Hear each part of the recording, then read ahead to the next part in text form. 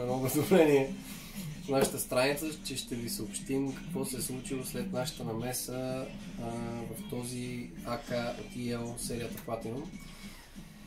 Но може да направим точно 3 неща вътре: електроника, бутало и глава на бутало. Визията не е по моя идея, клиент така я пожела. Тежка, масивна, здрава. Празно.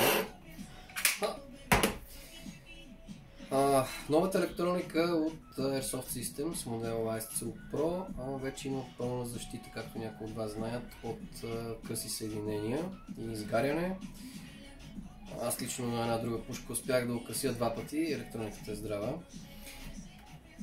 Така обещахме да ви покажем какво се чува, как звучи, какво стана в крайна сметка след интервенцията. Ето единична с прикок.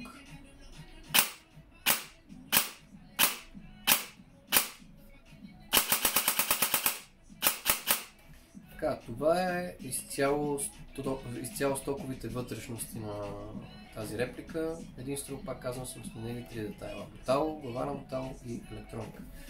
Колалото.